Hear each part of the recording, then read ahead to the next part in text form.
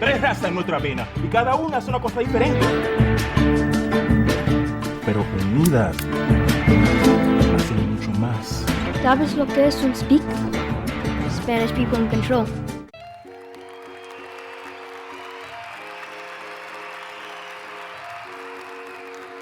We are back on Play It Forward. The film we'll be talking about is SPIC, S-P-I-C. Heidi Marshall, director, Johnny Sanchez, writer. Thank you for being here today, guys. Thank you. It is a very well executed short film. It comes from Johnny. The story is taken out of your life, I understand. Yeah, moments of inspiration. Moments of inspiration. Before we start, would you guys like to introduce yourselves? Sure. I'm Heidi Miami Marshall, the director on this film, SPIC, and this is my husband and collaborator. We've been together for about 24 years now. That's a show in itself. There you go. So maybe we'll have you back and we'll talk about that. I love Heidi Miami Marshall. That's awesome. Yeah, I might have That's to my full introduce. name. That's awesome. That's my Jo- name. My parents. Johnny. Oh, Yeah. I'm sorry. Go ahead. I was going to say my parents were hippies and they just thought it sounded great It's and got a ring. ode to Native American tradition, and they Mm. just loved the sound of it. And that's all it means. In fact, they've never been to Miami. Oh, far out. Well, it does have a very lyrical sound. Johnny, how about you? I just got the name Johnny because my dad was a teenager when I was born, and he loved rock. And there was a guy named Johnny who was a drummer, and that's That's how cool. That's very cool. A drummer from where? from Colombia, like a Uh-huh. Latino rock band. And for those who are bilingual, they will understand that in Spanish, Johnny is spelled J-H-O or Y-O because of the Joe. When you have a J-U, it's like Juan, or J-O, it's like Jose. It's a soft J. Uh-huh. It's be hard, you got to do the Y-J-H. So luckily, my dad spelled it the English-speaking way, J-O-H, not J-H-O, which is how you spell it. And that would have created a whole other mess That could have ruined your life. in this country. But you go to Latin America, people misspell my name because they're like, over there, the way it's spelled in English, it sounds funny. Uh-huh. It's amazing, there's so much in a name, and the name of this film, I mean, it's a great segue, is SPIC, which is a derogatory name, and it has been kind of through your film. I didn't know that it could also mean Spanish people in control.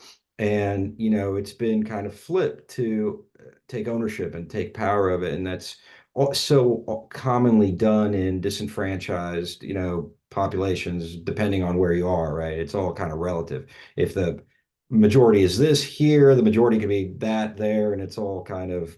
And so, the opening scene of the movie, which I love very early in the movie, not necessarily the opening, is you got those three kids, right? You got the little black girl, you got the Spanish boy, and then you've got the Asian girl, and they talk about racism, in a very open way, and they don't agree, right? And they're taking everything from their parents, their culture above, and channeling it, and they're still playing. And I was waiting for that little Asian girl to walk out. She didn't. It's such a hot topic. In America everywhere, and in America we have this melting pot, and there's parts of the pot that are burnt and not working. And so here we are, the three of us, all of us have different backgrounds, different nationalities of origin, whatever. And I think we can all align on the need for union, on the need to see beyond these superficial differences. And this movie really talks about that. And so, to really get to the first question and play it forward, it's the inspiration from your life, Johnny, and the inspiration from your life, Heidi, that makes you just like passionate about this project. What is that? You want me to go first? Yeah, you go first.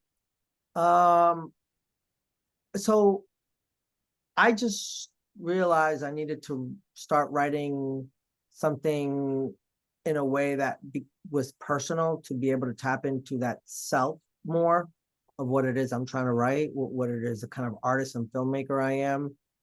It's not that I wasn't even thinking about writing this, but after many conversations with Heidi and other filmmakers, I was like, oh yeah, you gotta write something that's like really much more revealing. And the shortcut to the easiest shortcut is to write something that that you come from. So I just basically, Heidi knew a lot of my stories from my childhood, like that scene you talk about, the three kids. That's actually a real conversation that happened when I was 11 years old. And so I literally, when people go, oh wow, this is real. Yeah, I can't make it up. Truth is stranger than fiction, that kind of thing. And then also, I grew up in an era where there was a lot of gangs and a lot of crime in the neighborhoods I was in. And it was always around the conversation of race, the conversation of poverty, the conversation of getting out the hood, the conversation of doing whatever you got to do.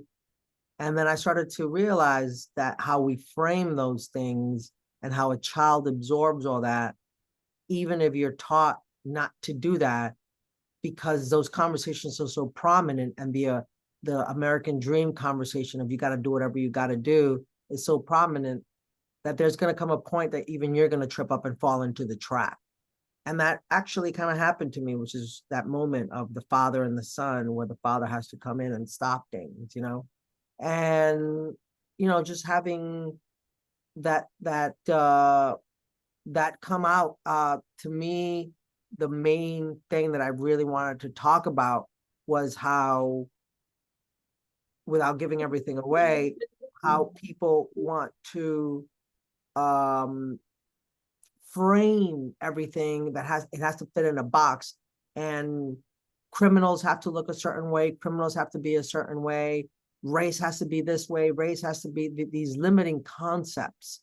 And then at the same time, that no, you don't have to do whatever you got to do to get out the hood.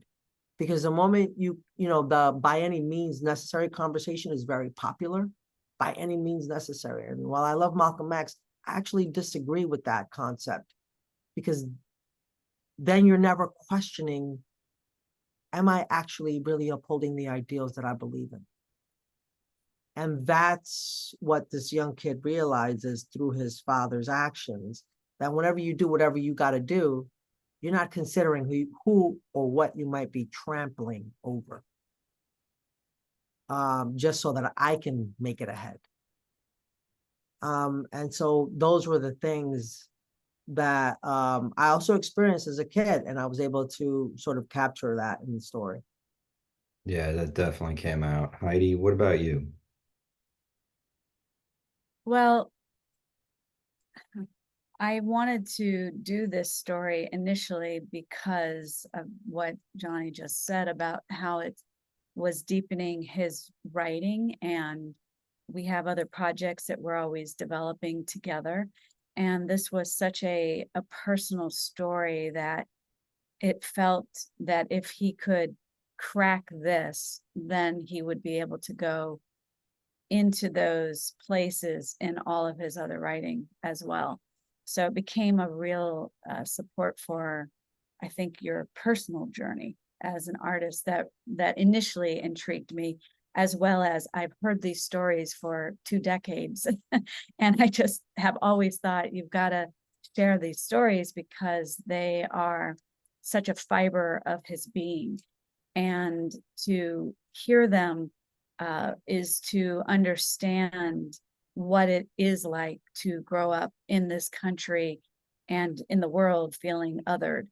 And my personal connection with that is simply being female, being in the industry, and feeling unseen a lot, and having to navigate for decades very toxic environments, and to be overlooked, and to be in that situation where you want to do something, so badly, and you have a drive to achieve something so badly. And in this story, this young boy wants to save his mother against the odds. I was really touched by that drive, that ambition that this kid has, and also the riskiness, the sense of danger that when you step out of your comfort zone for your goal, that it's incredibly risky. And you can, in this situation, this could be life or death, but importantly, it's also just a life-changing moment for this young boy. And I really love that you pointed to the conversation between the three kids. That was a scene that we actually, Johnny loves to tell the story how we were advised to not include that scene I bet. because it was almost too thematic. It was too on the nose. But because it was young kids, and Johnny knew this was actually a real conversation that happened, we couldn't underestimate these kids. Like, of course they would say these things. Of course they would have this debate about what race means, because they're figuring it out as they grow up. And I really love the end moment as well, when you just described that the young girl does not actually walk out. She's not throwing up her hands in disgust or frustration or anger. Actually, what Johnny wrote beautifully into the script that we were able to capture with this wonderful actress was the wound that she was feeling by being othered, and how she was deeply hurt by being separated and qualified in ways that she didn't identify herself. So being able to capture that wound moment, and then the young character, the young boy, observing that and witnessing that, and then being able to take that forward in his journey about understanding what his place is and it means to be called SPIC, and what it means to redefine that, and how empowering actually that whole journey can be, from just getting to know yourself and being willing to take the risk to find out what it means as well. I should point out that the word "spec" doesn't exist in Spanish. So there's a lot of Latinos who don't speak English and are called that on a daily basis, and they don't know, they have no clue. So it's actually a slur that goes underreported a lot because of that. So we actually don't know. And this is a thing that many people don't realize, that my parents had no clue what it meant until I made the film. And they've been in this country for over 35, 40 years, 50 years. And they were like, and I was like, oh, shoot, I never had this conversation with them. Because you're not, and I had to explain to them, yeah, when I was a kid, this happened. You know, that I found out what this word meant. A couple of white kids were calling me that. They're like, and so my dad was like, I was like, so both my parents, and then my other friend who was in his 40s, and he had been in this country for 20 years, and English is his second language. And he was like, oh, I don't know what that word means. I was like, then you don't know. And he didn't know he was being called that because I was with him. That's and great. So this is a thing that's very so even in Spanish, the title doesn't make sense. It's perfect. They're better off. Means. Yeah. That's great.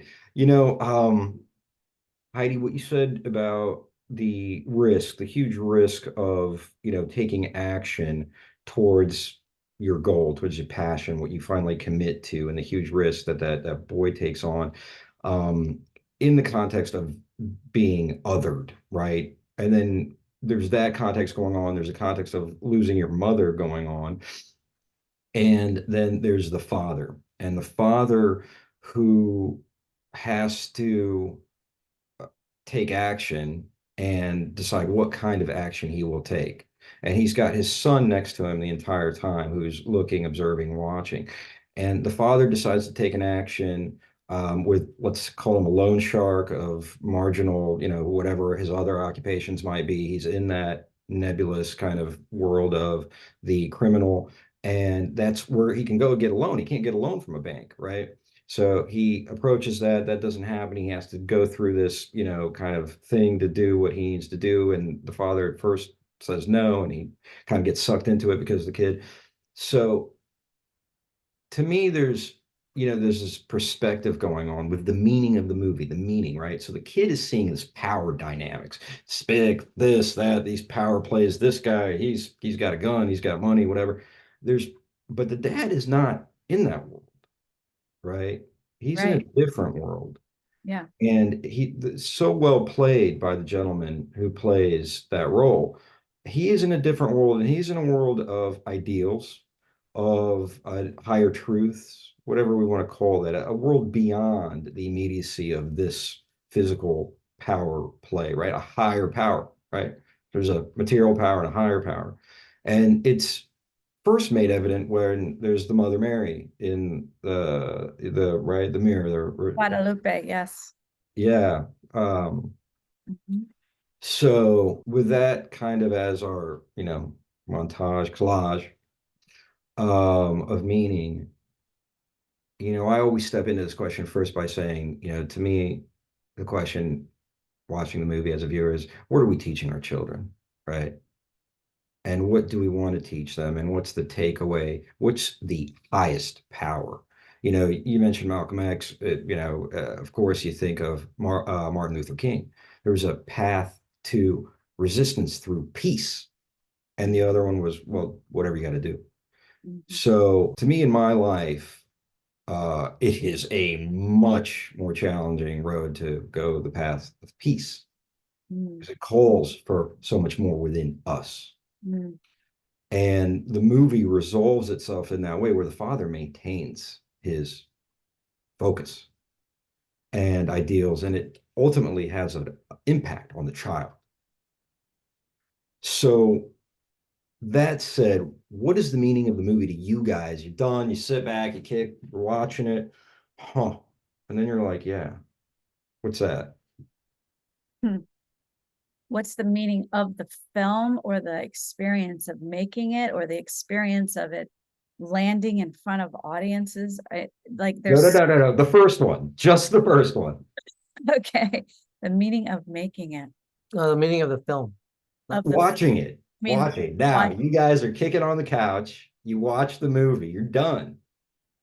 What's your takeaway? I think the first thing that comes to mind for me is that you can actually make moral choices, that you can actually stand by your foundational belief, that there's many ways to navigate this whole freaking life and all the obstacles. Mhm. There are many things that we can succumb to along this journey, but it is actually also possible to make healthy, smart, I want to say family oriented even decisions, but decisions that are for the good of people versus just how can I get ahead and let me play the system the way the system is designed. I think I find a lot of optimism in the father's choice, because he not only becomes a role model for his son, but he also stands really strong in his own convictions. Beautiful. For me, it's a couple of things. One is I'm glad this is done, and now people can decide for themselves what they think the meaning of the movie is, for themselves. That's what excites me, because I know that I wanted to convey it's coming across. I mean, even in what you shared, everything you shared, I'm like, that means it came across. And if you want interpretation for anything else, good, fine. See if it contradicts or doesn't contradict with any other scene in the film, so that's what makes me happy. And then being able to see how it's landing on people, then the next thing that happens for me is that I go, okay, where do I need to become a better filmmaker? That's how it lands on me now that I watch it. I'm watching it, I'm going, where do I need to become a better filmmaker? Not a perfect filmmaker, not a perfect, because I don't want to create a misconception that the perfection exists, because we live in an imperfect world. And the only constant thing is change. So even if we land perfection, it's going to change. So just a better filmmaker.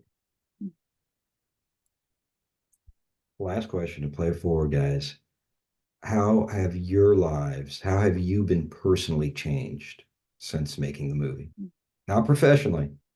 Why don't you ask me a much harder question? Yeah. I don't think I can answer that because I'm going to say it's not that it's a cop out. It's because whatever answer I give now in 15 years, I'll be like, oh no, this is how I changed. You know, like hindsight is 2020. Sure. So perhaps I have the hindsight to know that I don't know. But I will say this. Where I believe I'm starting to change is in really learning to trust my team more, who I'm working with, relying on them, counting on them, and also being okay with monumental screw-ups. Because sometimes those monumental screw-ups are actually what we were looking for, and we didn't know. We thought it was a screw up. We defined it as a screw up because our concept of perfection is so skewed. And then that thing that we thought was a screw up was actually the answer. Love it. Thank you, Johnny. Heidi? It's a really hard question because when you make a movie, you just feel like such a champ that you just made it. So Sure. it's such a miracle once you actually, get into production and then you complete production, then you get in front of audiences. So I'm changed through the entire experience, through every single phase. But I would say overall for me, I feel that I grew as a leader and a person who is able to confidently support a story through development into production, and to be able to really build that community around a story that can help really lift it up. And I just love collaborating so much that leaning on collaborators for me is not hard at all. I love that. But what I really am proud of is how we all just elevated our game. I think every single person working on this production in some way upped their game. And that was exciting. You guys did a great job. Heidi, Miami Marshall, Johnny Sanchez. The film is big. Thank you for being on Play It Forward, guys. It was a pleasure to have you. Till next time, everybody, Play It Forward. Peace out. Thank you. Bye-bye. Thank you, guys. Bye.